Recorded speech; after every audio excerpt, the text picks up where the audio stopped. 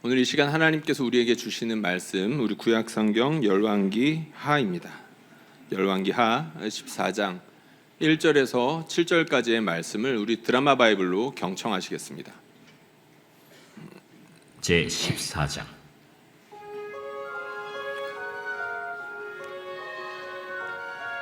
이스라엘의 왕 여호아하스의 아들 요아스 제2년에 유다의 왕 요아스의 아들 아마샤가 왕이 되니 그가 왕이 된 때에 나이 25세라. 예루살렘에서 29년간 다스리니라. 그의 어머니의 이름은 여호아단이요 예루살렘 사람이더라. 아마샤가 여호와 보시기에 정직히 행하였으나 그의 조상 다윗과는 같이 아니하였으며 그의 아버지 요아스가 행한 대로 다 행하였어도 오직 산당들을 제거하지 아니하였으므로 백성이 여전히 산당에서 제사를 드리며 분향하였더라. 나라가 그의 손에 굳게 섬에 그의 부왕을 죽인 신복들을 죽였으나 왕을 죽인 자의 자녀들은 죽이지 아니하였으니 이는 모세의 율법책에 기록된 대로 함이라. 곧 여호와께서 명령하여 이르시기를 자녀로 말미암아 아버지를 죽이지 말 것이요 아버지로 말미암아 자녀를 죽이지 말 것이라. 오직 사람마다 자기의 죄로 말미암아 죽을 것이니라. 아마샤가 소금 골짜기에서 에돔 사람 10,000명을 죽이고 또 전쟁을 하여 셀라를 취하고 이름을 욕두엘이라 하였더니 오늘까지 그러하니라. 아멘. 우리 앞뒤좌우 여러분들과 함께 인사하면서 시작하면 좋겠습니다. 우리 사랑하고 축복합니다 라고 인사하겠습니다. 여러분, 오늘 예배에 나오신 여러분들 사랑하고 축복합니다. 우리 하나님께서 이 시간 성령 부어주시기를 간절히 소망합니다. 더운 여름날들이 지금 계속되고 있습니다. 지난주에 올림픽 경기가 끝났죠. 아마 즐겨보시는 분들도 있을 것이고 요새는 워낙 그런 대형 이벤트들이 많다 보니까 아마 짤막하게 영상 정도만 이렇게 챙겨보신 분들도 많을 것 같습니다. 개막식 보셨나요? 저는 메인 스타디움이 아니라 전체 도시를 그렇게 식장으로 만든 걸 보고 참 많이 놀랐던 것 같습니다. 그리고 폐막식 보셨나요? 폐막식을 보니까 공중에서 어떤 유명한 배우가 스턴트 한다고 이렇게 뛰어내리는 모습이 참 놀라웠습니다. 그래도 이제 올림픽은 여러 운동 경기들의 이제 집합이다 보니까 여러 경기들 아마 보셨을 텐데 아마 한국 사람이니까 이제 한국에 있는 메달 경기들 그리고 중요한 특별한 경기들을 정도는 아마 챙겨 보시지 않았을까 싶습니다. 어떤 경기들 기억에 남으시나요? 오늘 이제 셀 모임 하는데 이제 그런 이야기들 같이 나눠도 재밌을 것 같습니다. 저 같은 경우에는 이제 농구를 참 좋아합니다. 하는 거는 못 하는데 보는 걸 좋아하다 보니까 미국 선수들 경기하는 걸 보고 참 환호했던 것 같고요. 그리고 저는 또 한국 사람이다 보니까 이제 한국 경기들 챙겨 봤습니다. 혹시 유도 단체전 보셨나요? 처음 보는 경기 방식이었는데 혼자서 열심히 해가지고 메달을 따는 것도 특별한데 함께 이렇게 한 마음으로 서로를 응원해 주는 모습이 특별했던 것 같습니다. 그리고 국민 여동생으로 이제 더 큰 스타가 된 신유빈 선수 있죠. 8강 경기 보셨나요? 그 8강 경기에서 일본 선수랑 얼마나 치열하게 경기를 했는지 경기가 끝나고 난 다음에 그만 울음이 터져버렸었죠. 참 이렇게 마음이 감동되는 그런 장면이었었습니다. 여러분들 보기에는 어떤 장면들이 그렇게 기억에 남나 좀 궁금합니다. 여러분, 성경에 보면 고대 올림픽에서 따온 비유들이 참 많다는 것을 아마 알고 계실 겁니다. 그래서 신앙생활을 경주로 표현하거나 마지막 꼬린 지점이 있다라고 한다거나 아니면 승리 혹은 면류관에 대한 이야기, 그런 표현들이 참 많이 나오죠. 대부분이 이제 당시에 행했던 운동 경기들, 고대 올림픽이 굉장히 오랜 역사를 가지고 있는데 그 당시에 있었던 올림픽을 보고 신앙을 거기에서 비유를 이렇게 하면서 표현하는 경우들이 꽤나 있습니다. 이런 장면들이 좀 불편하신 분들도 있을 거예요. 신앙생활이 무슨 게임이야? 오락이야? 이기고 지고 있게? 신앙생활은 일상이 중요하지, 이렇게 생각하시는 분들도 있을 텐데 엄연하게 우리 성경을 보면 이 신앙이 분명히 꼬린 지점이 있고 반드시 이기는 싸움이라는 것에 대해서 강조하고 있습니다. 그리고 그 싸움에서 이기기 위해서 우리가 감당해야 되는 인내와 싸움이 치열하고 쉽지 않다는 것을 분명하게 이야기해주고 있죠. 그리고 그렇게 신앙생활을 끝나게 될 때 최종 심판이 있다는 것에 대해서 두렵게 경고를 합니다. 당연히 최종 심판이 있으면 그 최종 심판의 자료가 되는 평가들은 우리가 이 땅에서 행하는 행위들이겠죠. 너희가 이 땅에서 행하는 모든 행위들로 각 사람이 심판을 받을 것이다. 한두 구절만 나오는 내용이 아닙니다. 신약 성경 전체가 주목하고 있는 바이고 가리키는 바이죠. 그러니까 우리가 일상 가운데 살아갈 때에 이 믿음의 싸움을 이기기 위해서 우리 스스로를 돌아봐야 되고, 그리고 우리 주변의 지체들은 끝까지 그 싸움을 잘 감당하고 있는지 돌아봐야 되는 책임이 우리 가운데 있습니다. 여러분, 우리가 2달 좀 넘게 열왕기 상하를 묵상하고 있습니다. 새벽 시간에 새벽 영상 보시는 분들이 사실 적지 않습니다. 아마 100명이 넘는 분들, 200명에 가까운 분들이 우리 새벽 예배 영상들을 꾸준하게 보시는 것 같은데, 그거 이제 보신 분들은 아실 거예요. 열왕기 상하에 보면 왕들에 대한 평가가 빠짐없이 기록되어 있습니다. 북이스라엘 왕들, 남유다에 대한 왕들, 어느 하나의 왕 빼놓지 않고 열왕기서 기자의 기준, 정확히 말하면 우리 하나님의 기준으로 그 왕들을 평가를 하죠. 일주일을 했던 왕이든 50년 이상 했던 왕이든 가리지 않습니다. 이 왕의 치세 기간이 얼마인지는 사실 별로 중요하지 않고, 일주일을 했든지 50년을 했든지 이 왕이 하나님을 향하여 선한 마음을 가졌는지, 아니면 그 선한 마음을 따라서 하나님을 섬겼는지, 아니면 하나님 앞에 악행하며 백성들을 괴롭게 했는지, 이러한 것들이 하나님의 분명한 기준이 있어서 분명하게 평가하셨다는 것을 알 수 있습니다. 이러한 평가들이 사실 우리의 마음을 조금은 불편하게도 하죠. 왜 그런가요? 이러한 평가의 기준들이 우리에게도 고스란히 향하게 된다는 것을 알기 때문입니다. 하나님께서 한 사람 한 사람들의 삶을 그냥 내버려 두시지 않는다는 거죠. 지극히 은혜로운 분이시지만 지극히 정의로운 분이라는 것을 우리가 잊지 말아야 되겠습니다. 우리 하나님께서 각 사람을 행위대로 심판하실 날이 곧 오게 될 것입니다.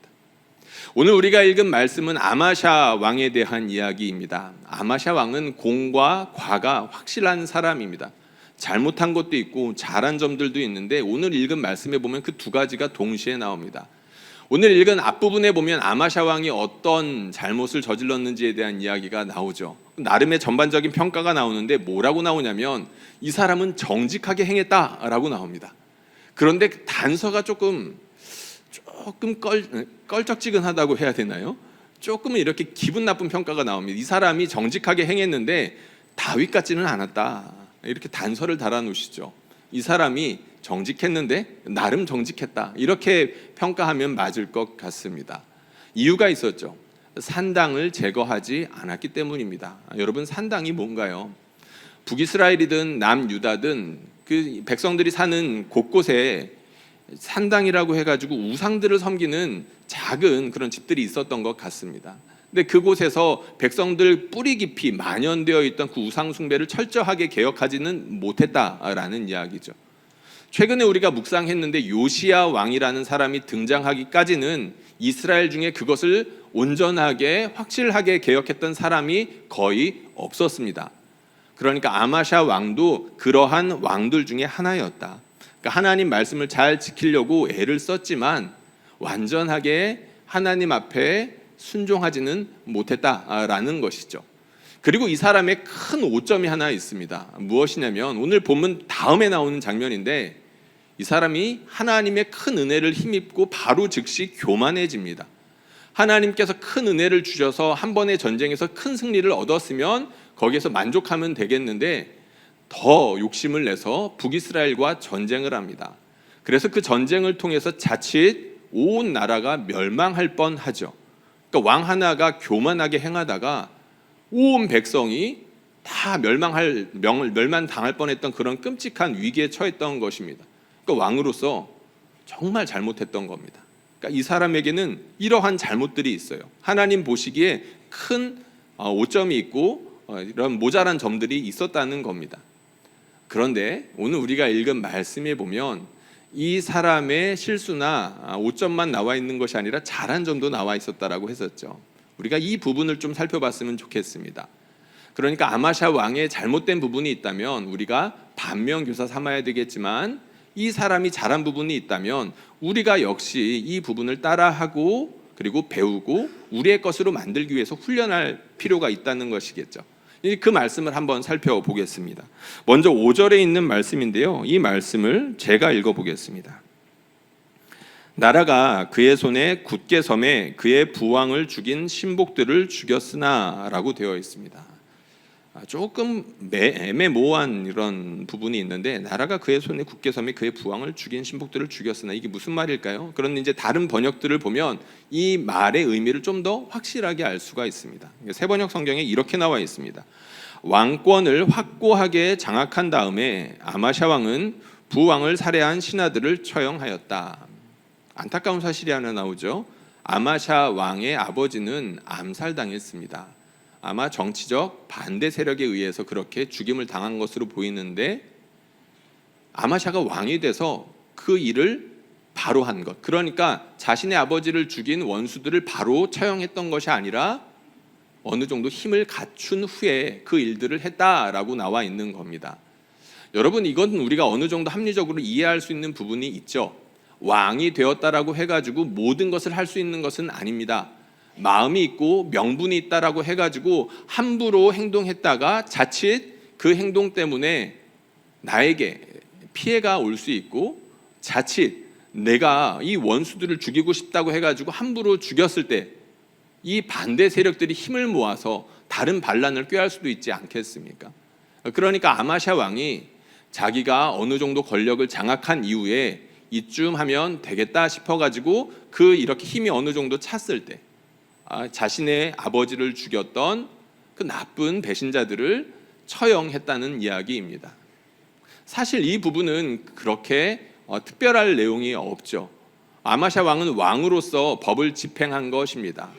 자신의 사사로운 감정이 섞여 있는지 아닌지 우리가 정확하게 알 수는 없지만, 이 반역한 사람들을 내버려 둔다라고 한다면 나라들이 더욱더 자칫 큰 어지러움에 빠질 수 있기 때문에 법 집행자로서 할 일을 했다는 것이죠. 그런데 오늘 말씀에서 저자가 주목하고 있는 부분이 있습니다. 그것은 바로 6절입니다. 우리 6절 말씀을 우리가 한 목소리로 읽어보도록 하겠습니다. 시작.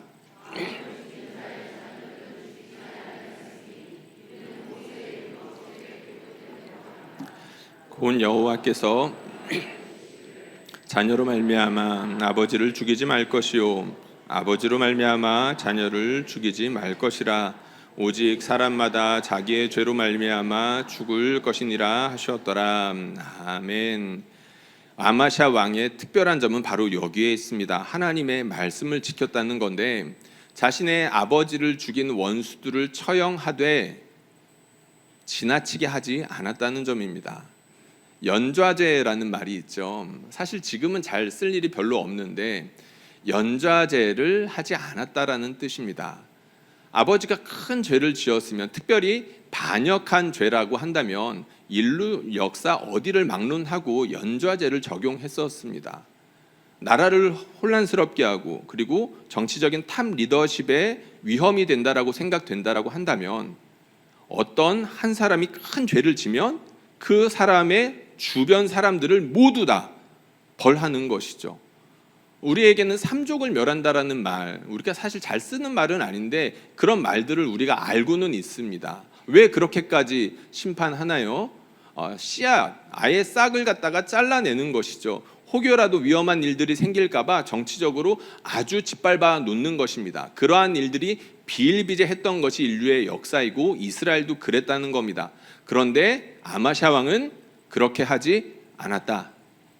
하나님께서 이것을 칭찬하고 있다는 것입니다.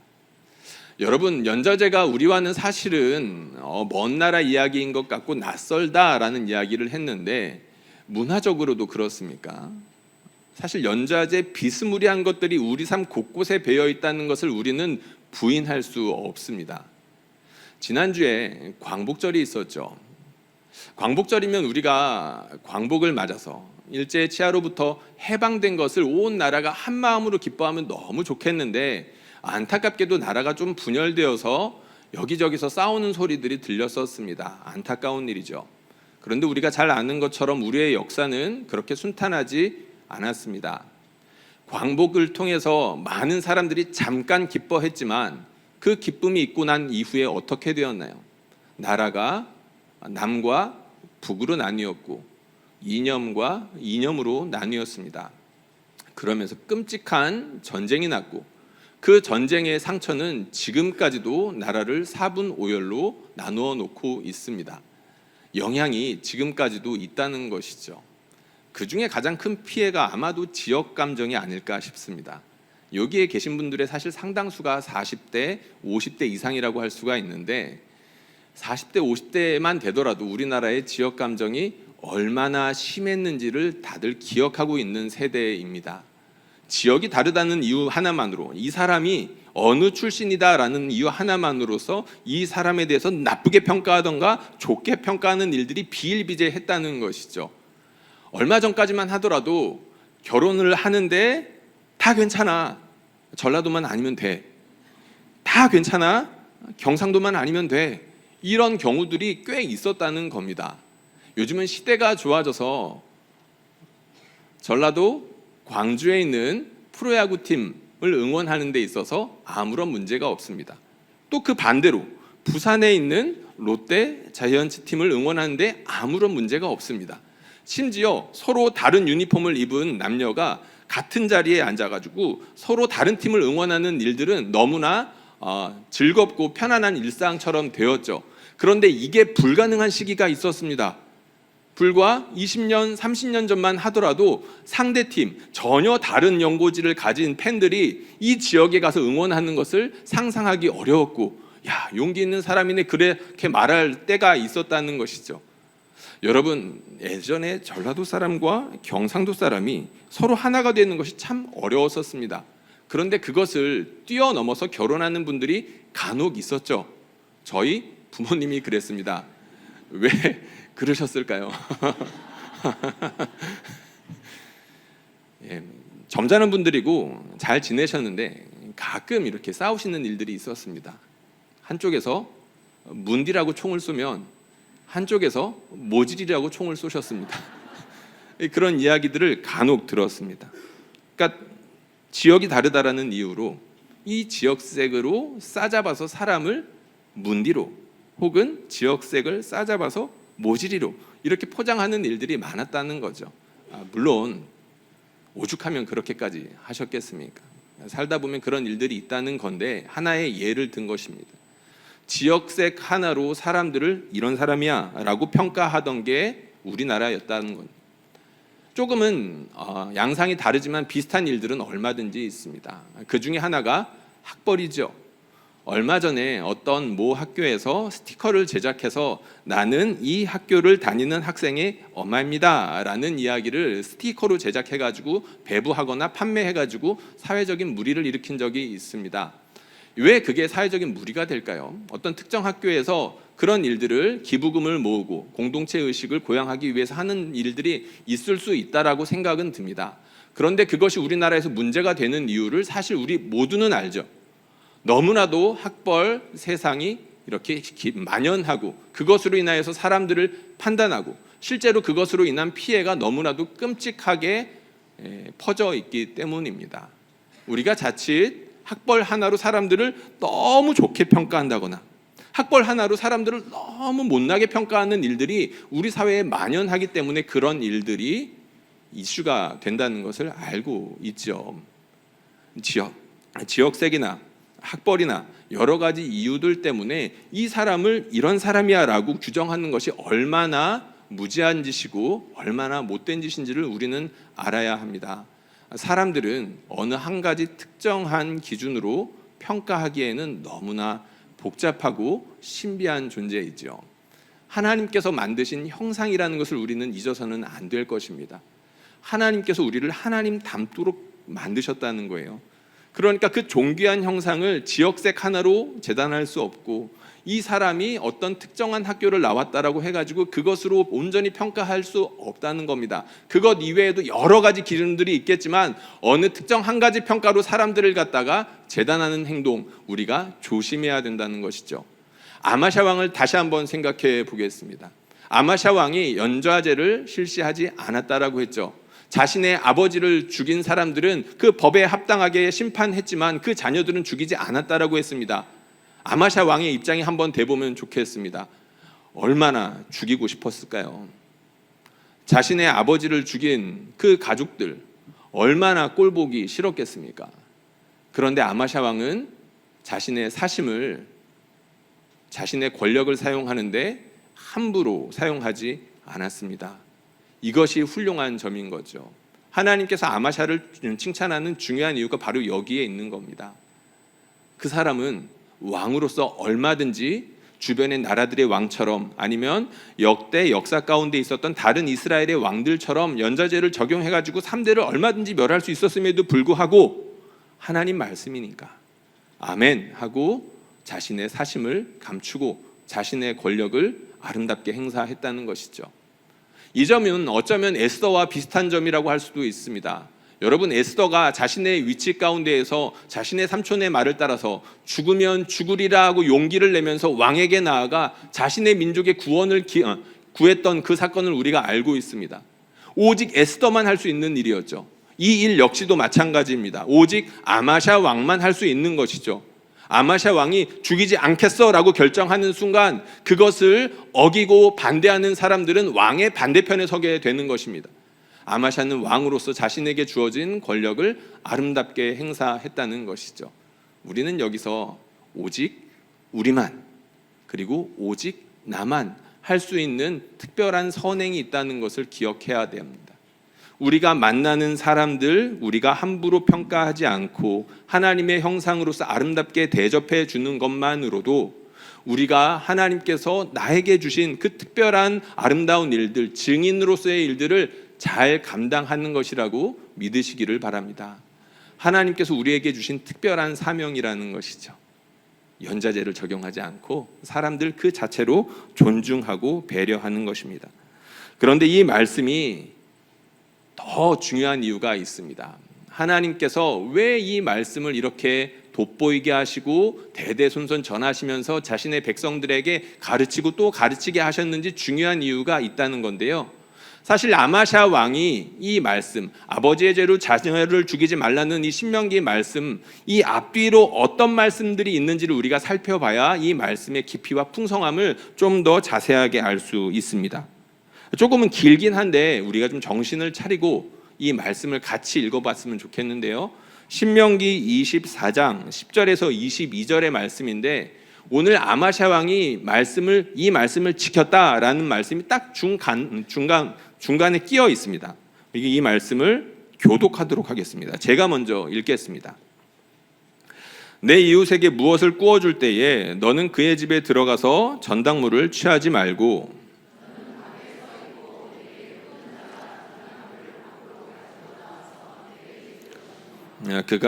그가 가난한 자이면 너는 그의 전당물을 가지고 자지 말고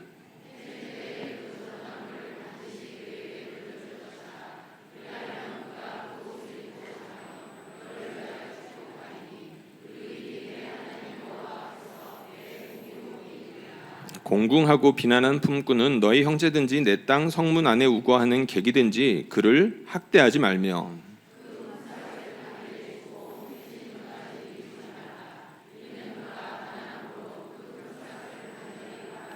그가 너에게 호소하지 않게 하라. 그렇지 않으면 그것이 네게 죄가 될 것입니다. 아버지는 그 자식들로 말미암아 죽임을 당하지 않을 것이요 자식들은 그 아버지로 말미암아 죽임을 당하지 않을 것이니 각 사람은 자기 죄로 말미암아 죽임을 당할 것이니라.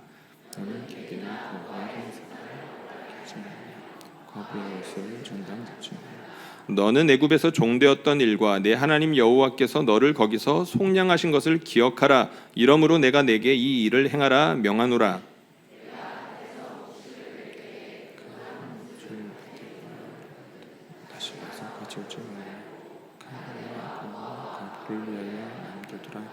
그래야만 내 하나님 여호와께서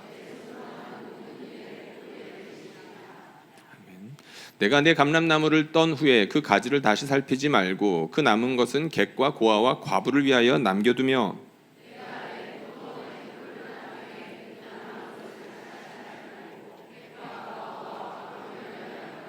함께 읽겠습니다. 너는 애굽 땅에서 종되었던 것을 기억하라. 이러므로 내가 내 일을 행하라 명하노라. 아멘. 아마샤 왕이 지킨 말씀은 신명기 24장 16절 말씀. 이 읽은 말씀 가운데 있는 말씀입니다. 어떤 맥락에 있나요?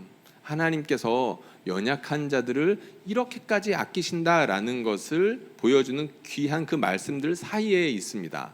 그러니까 아마샤 왕이 지킨 말씀은 단지 연좌제를 적용하지 않았다 선에서 끝낼 수 있는 것이 아니라 하나님께서 지극히 아끼시는 고아와 과부와 같은 존재들, 사회적으로 연약한 사람들을 신경 쓰고 돌봐줬다라는 데까지 나아가야 된다는 겁니다.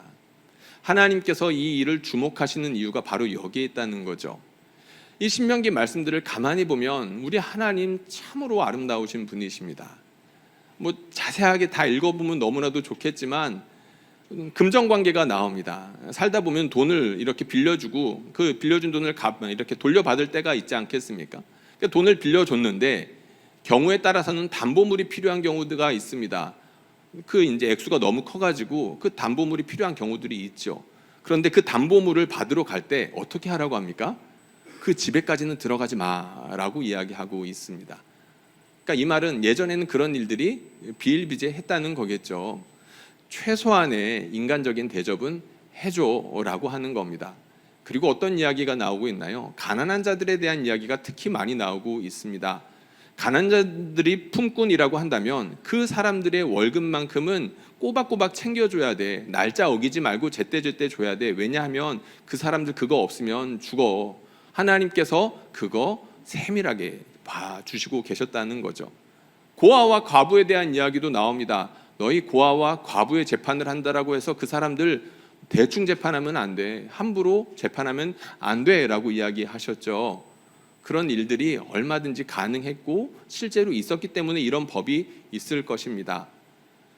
고아라고 과부라고 가난한 사람이라고 빚을 진 사람이라고 해가지고 함부로 하면 안 돼. 이 사람들은 하나님의 형상이야 라고 말씀하신 것처럼 죄를 지은 사람의 자녀라고 해서 혹은 죄를 지은 사람의 부모라고 해서 너희가 함부로 여기면 안 돼. 그 사람들도 하나님의 형상이야 라고 말씀하셨다는 거죠. 하나님께서 이렇게 연약한 사람들을 위한 법들을 모아놓은 이유가 무엇입니까? 1차적으로 바로 그 사람들을 보호하시기 위함입니다. 죄 많고 타락한 이 세상 가운데 내버려 두면, 하나님의 백성이라 할지라도 그냥 내버려 두면 이렇게 연약한 사람들은 여기서 치이고 저기서 치이고 사람 대접 못 받으면서 괴로움 당하면서 살 일들이 너무 많을 게 뻔하니까 하나님께서 그 사람들 아끼는 마음으로 그렇게 하신 거겠죠. 그리고 중요한 이유가 있습니다. 우리 하나님께서 이렇게 연약한 사람들을 돌보시는 분이시다라는 것을 몰아놓아서 이렇게 말씀하시는 중요한 이유가 무엇이냐면, 하나님께서 이스라엘 공동체를 통해서 자신의 임재를 세상 가운데 드러내시기로 작정하셨기 때문입니다. 하나님께서 하나님의 나라를 자신이 선택한 공동체를 통하여 시작하셨다라는 것을 온 세상 가운데 드러내 보여주시기 위해서 일부러 그렇게 하셨다는 겁니다. 우리 주님이 하나님의 나라가 가까이 왔다라고 하셨었죠. 예수님 때부터 그런 것입니다. 그런데 우리 하나님께서는 사실 이스라엘 백성을 통하여서 그 일들을 행하고 싶으셨죠. 이스라엘 백성들이 하나님의 말씀을 잘 지키면서 특별히 이 연약한 사람들에 대해서 관심을 보여주고 이 연약한 사람들이 공동체 가운데에서 동등하게 대접을 받으면서 하나님의 형상으로서 누릴 수 있는 것들을 합당하게 누릴 수 있게 해주는 그런 모습을 통해서 이 세상 가운데, 야, 우리 하나님의 나라가 임했는데 우리 하나님의 나라는 너희랑 달라 라는 것을 보여주고자 하셨다는 것입니다. 흥미롭게도 이 모세의 율법이 주어졌을 당시에 다른 문명권들에서도 이러한 비슷한 법들이 있었죠. 세상의 질서와 정의를 세우기 위해서 나름 예리하고 정밀한 법들이 이미 세워지고 있었습니다. 그런데 하나님의 법이 특별한 것은 이 나라의 다른 나라들의 법들과 비교해 봤을 때 연약한 자들에 대한 배려와 사려 깊음이 특출나다는 것에 있습니다. 안식년과 희년, 여호와의 은혜해라고 해서 저희가 올해 주제표로 삼고 있는데, 이 안식년과 희년의 주제만 들여다보더라도 굉장히 급진적입니다. 하나님께서 연약한 전 사람들을 이렇게까지 생각하시나라고 할 정도로 주변 나라들과 비교가 된다는 것이죠. 우리가 잠깐 연좌제에 대해서 살펴보고 있는데 흥미롭게도 함무라비 법전에 보면 여기에 관련된 내용이 나옵니다. 여러분들 혹시 관심 있는 분들은 인터넷에 함무라비 법전을 쳐보시면 그 법에 대한 내용들이 자세하게 나오는데 그 중에 하나를 이렇게 해설한 부분을 제가 읽어보도록 하겠습니다. 함무라비 법전은 건축업자가 짓던 집이 무너져 집주인의 아들이 깔려 죽을 경우 건축업자의 아들을 죽이라고 명시한다. 신명기 24장 16절의 이 율법은 출애굽기 21장 31절의 율법처럼 그런 종류의 대리 처벌을 분명하게 배제한다. 이 율법은 집단 처벌, 곧 범죄자와 함께 그 자녀들까지 정상적인 법 절차를 따라 죽이는 행위를 배제한다. 다른 나라 법들과 이렇게 달랐다는 겁니다. 하나님께서 자기 백성을 사랑하시는데 그 백성들 사이 가운데에서 아버지가 죄를 졌다라고 해서 아니면 특정한 어떤 기준을 가지고 했다라고 해서 싸잡아 비난당하는 일, 인간 이하의 대접을 받는 일들을 법으로서 이렇게 막아 놓으신 것은 다른 나라들과 너무나도 다른 점이었다는 것이죠. 화면을 내려주셔도 될 것 같습니다. 우리 하나님께서 이스라엘 백성들을 통해서 하나님의 나라가 이 땅에 왔다라는 것을 이 연약한 사람 돌봄을 통해서 나타내 주시고자 했다는 것입니다. 아마샤 왕이 그걸 했다는 거예요. 하나님께서 이 사건을 특별하게 기억하시는 이유는 아마샤 왕을 통해서 그 이스라엘 백성 가운데 그리고 그 주변의 나라들 가운데 하나님은 이렇게 달라, 하나님께서 선택하신 나라는 이렇게 달라, 하나님께서 임하시는 통치하시는 나라는 이렇게 달라라는 것을 비록 일부이기는 하지만 그 모습을 나타냈기 때문에 하나님께서 특별하게 기억하시고 이스라엘 백성들과 하나님의 백성들에게 대대손손 기억하게 하시면서 하나님께서 원하시는 공동체의 모습, 하나님의 나라는 바로 이런 모습이야 라고 말씀해 주셨다는 것이죠. 이것을 강조하는 것은 사실 아마샤 왕에게만 나와 있는 것이 아닙니다. 이스라엘 백성들을 다스리는 특별한 모든 왕들에게 하나님께서 원하셨던 바이죠. 이것이 잘 나타나는 또 다른 예가 있습니다. 이것은 굉장히 유명한 사건이죠. 열왕기 상하에서 가장 많은 분량을 차지하는 왕이 아마도 솔로몬 왕일 겁니다. 그 솔로몬 왕에게 있어서 유명한 사건이 몇 가지가 있는데 하나가 일천번제 사건입니다. 하나님께 일천번제를 드리자 하나님께서 솔로몬 왕에게 찾아오시죠. 솔로몬, 내가 너에게 해주고 싶은 것이 있어. 너는 무엇을 원하니? 하나님께서 저한테도 그렇게 와주셨으면 좋겠습니다. 여러분들한테도 그렇게 찾아가 주시기를 축복합니다. 솔로몬에게 그렇게 찾아가셨을 때 솔로몬이 구하는 것이 있었습니다. 하나님, 저에게 듣는 마음을 주세요. 여러 사람들을 재판하려면 저에게 듣는 마음이 필요합니다. 하나님께서 그 마음을 귀하게 여기셨죠. 그리고 난 다음에 나오는 사건이 사실은 진짜 유명한 사건입니다. 그때 솔로몬이 재판을 하죠. 솔로몬에게 재판을 부탁한 사람들은 두 창녀였습니다. 두 창녀가 같은 집에서 살고 있었는데 비슷한 시기에 아이들을 낳았죠. 그런데 안타까운 일이 생겼습니다. 그 두 아이 중에 한 명이 사고로 죽음을 당했습니다. 죽었는데 그 죽음을 당한 엄마, 그러니까 아이의 엄마가 가슴이 아팠던 거죠. 갑자기 정신이 돌아갑니다. 그래서 해서는 안 될 짓을 하죠. 자신의 죽은 아이와 아직 살아있는 다른 사람의 아이를 바꿔치기를 합니다. 얼마 태어난 지 안 됐으니까 이 일이 먹힐지도 몰라. 어떻게 그런 생각을 할 수 있을지 모르겠지만 그렇게 했습니다. 당연히 다른 엄마가 알아보죠. 그래서 싸움이 커졌습니다. 물러설 수 없는 싸움이죠. 우리가 재판 왜 합니까? 물러설 수 없으니까 싸우는 겁니다. 목숨 걸고 싸우는 거죠. 그렇게 그 재판이 이루어졌습니다. 그런데 그 재판을 누가 하고 있나요? 솔로몬 왕이 하고 있습니다. 이 점이 대단히 중요합니다. 이스라엘 역사 가운데에서 가장 강력한 왕권을 자랑했던 것은 다윗과 솔로몬이고, 특별히 솔로몬의 전반기 치세가 그 중에서도 강력했었습니다. 세상의 많은 사람들이 솔로몬의 권력과 지혜를 엿보거나 배우기 위해서 많은 사람들이 예물을 들고 찾아왔다라는 이야기. 얼마나 특별했으면 솔로몬에게 그렇게 사람들이 찾아왔겠습니까? 그렇게 권력이 강한 사람이 지금 누구의 재판을 감당하고 있습니까? 창녀들의 재판을 감당하고 있습니다.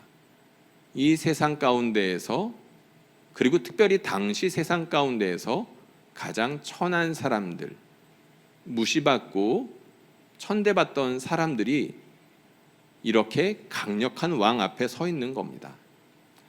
모세 시대 이후로 탑 리더십이 모든 재판을 하는 것은 합리적이지 못하고 옳지 못하니까 10부장과 50부장과 100부장과 1000부장을 두어서, 그렇게 중간 관리들을 두어서 사람들을 돌보고 관리하는 일들을 하게 했죠. 나름의 행정 체계를 세워 나간 것입니다.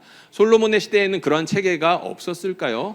아니요, 더 자세하게 있었겠죠. 그럼에도 불구하고 솔로몬이 지금 무엇을 하고 있습니까? 당시의 세상 가운데에서 연약한 사람들에게 주목하며 그들의 신음소리를 들어주고 있는 것입니다. 하나님, 저에게 듣는 마음을 주십시오 라고 기도했는데 정말로 하나님께서 그 마음을 주셨고, 솔로몬은 그 마음을 따라, 하나님께서 주시는 그 특별한 마음을 따라 이 세상 가운데에서 연약하고 돌봄받지 못하는 사람들의 신음소리를 들어주었다는 것입니다. 하나님께서 솔로몬의 그 일들을 주목하시는 이유가 바로 여기에 있습니다. 하나님의 마음을 따라서 하나님께서 주신 권력이라는 선물을 아름답게 행사했기 때문입니다. 하나님께서 아마샤 왕을 아름답게 보신 이유, 아마샤 왕이 공과 과가 확실하게 있지만 잘못한 게 어쩌면 훨씬 더 많았을 수 있지만 하나님께서 이 사건을 특별하게 보시는 이유가 바로 거기에 있는 것입니다. 하나님께서 사랑하시는 자기 백성들, 함부로 취급당하면 안 되는데 이런저런 이유 때문에, 이런저런 기준들 때문에 세상 가운데서 함부로 취급당할 수 있는 그런 위험이 있는 사람들을 왕으로서 보호해주고 지켜줬기 때문입니다. 하나님께서 이 이스라엘 백성들을 통하여서 보여주시고자 하는 그런 아름다운 하나님의 나라의 모습을 아마샤 왕이 조금이나마 구현해냈기 때문에 하나님께서 이 아마샤 왕의 행동을 칭찬하시고 주목하시고 대대손손 가르칠 수 있게 하셨다는 것이죠. 여러분, 이 일들을 할 때에 주변에서 어떤 평가가 있었을까요? 사람들이 무슨 일을 할 때면, 특별히 리더십에 위치해 있는 사람들이 무슨 일을 하다 보면 평가가 뒤따르기 나름이고 주변에서 여러 가지 말들이 오가기 마련입니다. 이 사람이 이 일을 했을 때, 솔로몬이나 아마샤가 이 일들을 했을 때 주변에서 뭐라고 그랬을까요? 좋은 말만 있지는 않았을 겁니다. 야, 우리 왕이 하나님을 사랑하니까 이렇게까지 하는구나 라고 하는 사람들이 있었겠지만, 반대로 아마샤 왕이시여, 이렇게 하시다가 나중에 훗날에 큰 위험을 키우는 게 됩니다. 자칫하다가는 왕도, 그리고 왕을 따르는 우리도 위험해질 수 있습니다 라고 고언하는 사람들 없었을까요? 합리적인 의심이죠. 그래서 여태까지 다른 많은 왕들이 연저제를 택했던 것 아니겠습니까? 솔로몬 왕이 그 창녀들의 재판에 끼어들어서 그 재판에 최고의 집중력을 발휘해서 아름다운 결과를 만들어냈을 때 주변에서 뭐라고 하지 않았을까요? 왕이시여, 왕은 지금 바쁜 사람입니다.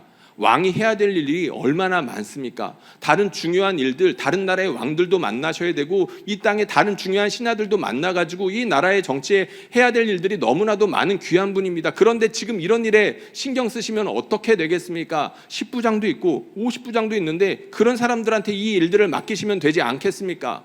왕이 이런 일들에 관심을 갖고 있다라고 한다면 사람들이 우습게 볼 겁니다 라는 이야기가 없었을까요? 그럼에도 불구하고 아마샤와 솔로몬은 하나님의 말씀에 순종했습니다. 하나님께서 주시는 그 긍휼한 마음을 따라 하나님께서 관심을 두고 계시는 그 연약한 사람들에게 집중했고, 자신에게 있는 그 긍휼한 마음을 내버려 두는 것이 아니라 그것을 손과 발로 옮기며 실천으로 옮기고 전략적으로 아름다운 열매를 맺을 수 있게끔 최선을 다해서 노력했습니다. 그래서 하나님께서 솔로몬과 아마샤 왕의 그 사건들을 특별하게 기억하시고 우리에게 가르치신다는 것이죠. 사랑하는 성도님들, 선을 행하는 것이 만만치 않습니다. 우리가 선을 하나 행하려고 한다라고 한다면 하다못해 내 옆에 있는 사람이랑 잘 지내려고만 한다 하더라도 걸리는 문제들이 한두 가지가 아닙니다. 기본적으로 나의 게으름을 넘어서야 됩니다. 내가 평소에 하지 않았던 무언가 좋은 일들을 하려고 한다면 일단 내 마음부터 다스려야 되고, 평소에 하지 않았던 일들이라 손과 발들을 놀려야 되는, 움직여야 되는 그런 수고를 감당해야 되죠. 그런데 막상 그렇게 수고를 하기로 작정하면 내 옆에서 반대할 수 있습니다. 야, 너 그렇게 하면 안 돼 라고 얼마든지 다른 사람들이 반대할 수 있다는 거죠. 그리고 이 시대 가운데 가장 큰 문제는 무관심이죠. 나 먹고 살기 바쁜데 다른 사람들이 선을 행하는 것이 무슨 관계가 있겠습니까? 사실 이 일은 교회 가운데서 굉장히 중요한 이야기입니다. 무슨 말이냐면 교회에서 어떤 무엇인가 선한 일들을 계획하고 실천하는 데 있어서 수많은 사람들의 무관심이 걸림돌이 될 수 있다는 것입니다. 그것들을 돌파할 수 있는 능력이 있어야 되는데 성령께서 그것을 가능하게 하시죠. 그런데 성령께서 하시는 그 일들을 수많은 사람들이 5만 가지 이유로 태클을 겁니다. 안 됩니다. 이 일들을 하기에는 우리가 아직 힘이 부족합니다. 안 됩니다. 이 일들을 하기에는 돈이 너무나도 많이 듭니다. 안 됩니다. 이 일들을 하기에는 다른 사람들의 시선들을 우리가 신경 써야 됩니다. 안 됩니다. 우리 교회에서 이런 것들을 안 좋아하는 사람이 있습니다. 안 됩니다. 누군가가 목사님을 싫어합니다. 이렇게까지 이어지면서 선한 일을 계획하는 것들이 수포로 돌아가기 너무나도 쉽다는 겁니다.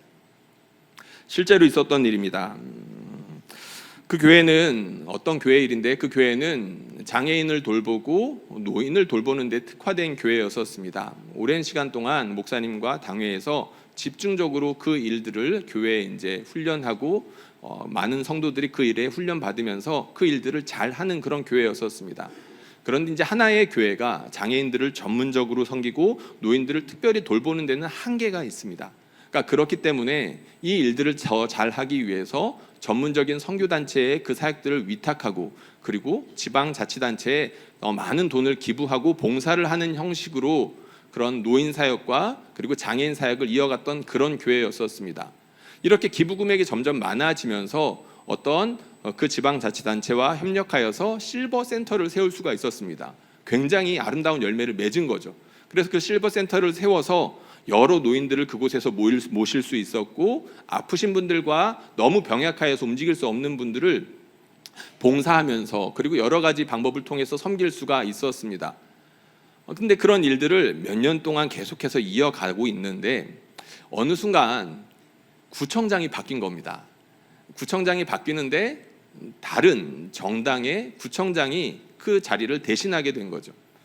우리가 잘 아는 것처럼 다른 정당의 사람들이 권력을 잡게 되면 어떻게 됩니까? 그동안 이렇게 쌓아왔던 이전 정권 혹은 이전 리더십의 모든 아름다운 일들이 금방 수포로 돌아가거나 바뀌는 경우들이 허다하죠. 우리나라의 좀 안타까운 점이라 할 수 있는데 그런 일이 실제로 일어난 겁니다. 그래서 그곳에 많은 돈을 헌금하고 많은 시간 봉사하고 마음 쓰고 눈물 흘렸던 성도들이 참 아파했던 적이 있었습니다. 그 중에서 몇몇 장로님들, 더 많이 앞장서고 더 많이 헌금했던 분들이겠죠. 그분들이 화가 잔뜩 나셨습니다. 화가 너무 많이 나서 어떻게 해볼 수는 없는데 그 화를 주체할 수가 없으니까 그 목사님한테라도 가서 푸념을 했던 겁니다. 그래서 목사님한테 이렇게 이야기했습니다. 목사님, 우리가 죽 써서 개 줬습니다. 우스운 일이긴 한데, 우스운 이야기이긴 한데 가슴 아픈 이야기이죠. 아마 목사님이 그 이야기를 들으면서 많이 가슴이 아프셨을 겁니다.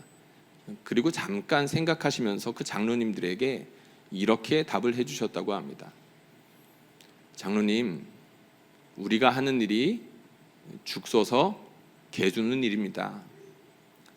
우리 다시 힘을 냅시다. 여러분, 이 말 이해가 되시죠? 원수를 사랑하는 일, 우리와 상관없는 사람들에게 선을 베푸는 일들은 죽 써서 개 주는 일과 크게 다르지 않습니다. 우리가 보기에, 가시적으로 보기에 그렇게 아름다운 일들을 마음에 품고 실천하는 것만으로도 대단한데 그러한 일들의 결과가 항상 아름답지 않을 수 있다는 것이죠. 그러면 우리는 사람이니까 화날 수 있습니다. 낙심할 수 있다는 것이죠. 그때 여러분 어떻게 하시겠습니까? 사도 바울이 했던 유명한 이야기가 있습니다.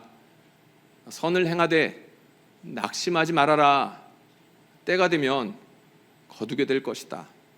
갈라디아에서 있는 말씀이죠. 우리 한번 이 말씀 같이 읽어볼까요? 시작. 우리가 선을 행하되 낙심하지 말지니 포기하지 아니하면 때가 이름에 거두리라. 아멘. 선을 행하면서 낙심할 일이 많다는 것을 암시합니다. 그러나 거기에 방점이 있는 게 아니죠.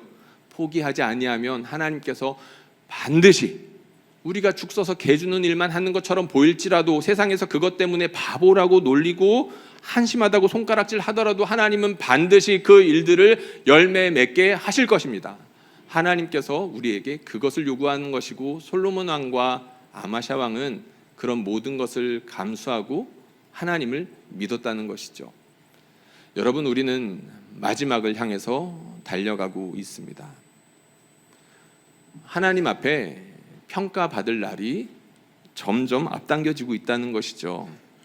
하나님께서 지금 우리 한 사람 한 사람을 채점하고 계실 텐데 하나님의 채점표를 잠깐 우리가 엿보는 일들이 생겼다라고 한번 가정해 볼까요? 하나님이 나를 그리고 여러분들을 어떻게 평가하고 계실까요? 나연수에는 자기밖에 몰라. 연수에는 화를 그렇게 잘 내. 지밖에 몰라. 하나님이 만약에 그렇게 평가하고 끝 이라고 한다면 참으로 두려운 일이겠죠. 여러분, 우리가 분노의 시대에 살고 있습니다. 그렇게 화를 낸다는 거죠. 내 마음에 화가 일어나면 그걸 어떤 방식으로든 표현하지 않고서는 참지 못하는 사람들이 너무 많습니다. 사실상 대부분이 그렇게 표현한다라고 보면 맞겠죠. 누군가가 여러분들을 기분 나쁘게 했다라고 가정해 보겠습니다. 그거 어떻게 하실 겁니까? 어떤 방식으로든 표현해야 되겠죠. 교묘하게 저주를 하든지 욕을 한 바가지 해주든지 아니면 아예 애써 모르는 척하면서 무시하면서 이 사람을 괴롭게 하든지 어떤 방식으로든 표현할 겁니다. 그런데 이거 한번 생각해 본 적 있으십니까? 하나님은 우리에게 하나님의 형상이니까 주시는 마음이 있습니다. 긍휼한 마음이죠. 불쌍한 마음입니다. 그런데 그 마음을 우리는 스스로 소방수가 되어서 그렇게 끄는 걸 잘합니다. 하나님께서 우리에게 긍휼한 마음을 이렇게 던져주셨는데 그 마음을 활활 태워서 더 아름다운 성과 결과로 이끌어내는 것이 아니라 자꾸 끄는 거예요. 그 긍휼한 마음을 따라서 살다가는 여러 가지 수고를 감당해야 되고 이만저만 손해를 볼 게 아니라는 것이 계산이 서기 때문이죠. 처음에는 내 마음에 일어나는 이런 선한 마음 때문에 나는 신앙이 좋은 사람이야 라고 착각할 수 있겠지만 우리 하나님께서 그것만으로 이 사람 신앙이 좋아 라고 평가하는 일은 절대로 없을 것입니다. 하나님께서는 그 마음을 따라서 믿음으로 순종했는지 그것을 귀하게 보시겠죠. 사랑하는 성도님들, 저와 여러분들 우리 하나님께서 사랑하셔서 귀한 마음을 주십니다. 그래서 그 마음을 따라 믿음으로 살기를 간절히 바라고 계십니다. 그리고 우리 서울인형교회 지금까지 그 아름다운 일들을 성실하게 잘 감당해오고 있었습니다. 앞으로 그런 일들을 더욱더 풍성하게 감당할 수 있어야 되지 않겠습니까? 바라기는 저와 여러분들 가운데 우리 하나님께서 성령으로 충만케 하시며 하나님께서 주신 아름다운 생각들을 아름다운 열매를 맺기까지 낙심하지 아니하고 끝까지 선을 행할 수 있게 해주시기를 주님의 이름으로 축원합니다.